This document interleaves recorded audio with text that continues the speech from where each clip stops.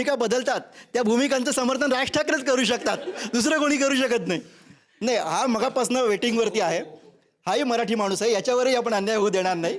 मराठी असून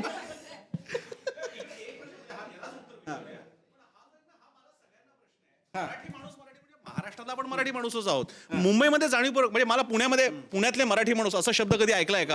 आता मी पुण्याचा आहे, मी मुंबईमध्ये आहे पण मी पुण्याचा आहे, पण मी मुंबईचाच आहे कारण माझा जन्म मुंबईचा आहे, पण मी पुण्याचा आहे सांगायचं. नाही, आता आजकाल नाही, या निवडणुकीने एक गोष्ट केली आहे की तुमचा जन्म कुठला आहे हे सांगावं लागतं, तरच तुम्ही मुंबईविषयी. नाशिकमध्ये असा असतो का मुद्दा की नाशिकमध्ये मराठी माणूस एकवटणार का? हा मुंबईतच अशी आयडेंटिटी का दिली जाते हा पण प्रश्न आहे त्यांना. नाही, तुम्ही म्हणलात तेच उत्तर आहे मगाशी. मला वाटतं मुंबई.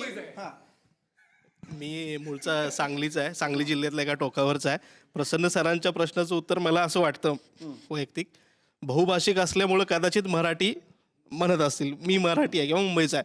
मी थोडंसं सगळेच आता बोलले पालिकेवर याच्यावरती, पण मला एक तरुणांविषयी सांगायचं आहे तुम्हाला. मी दादर, वरळी, त्याच्यानंतर डिलाय रोडला राहतो, तर त्या परिसरात फिरलो, तरुणांशी बोललो. तर तिथं मी सकाळी एका मेडिकलमध्ये गेलेलो. तो मुलगा बीडचा, त्याचं मतदान नाही आहे, तसं मतदान नाही आहे. तो येणाऱ्या जाणाऱ्या लोकांना सांगतो की मराठीला मतदान करा, म्हणजे ठाकरेंना मतदान करा. हे काय आहे? त्याचं मतदान नाही, काहीच नाही. तो अनेकांना सांगतोय. त्याच्यानंतर काल रात्री मला डिलाय रोडलाच काही कार्यकर्ते भेटले, तर त्या कार्यकर्त्यांशी मी बोललो. तर त्यांचं सुद्धा असंच आहे की म्हणजे तो कदाचित मराठी माणसं असल्यामुळं असू शकेल.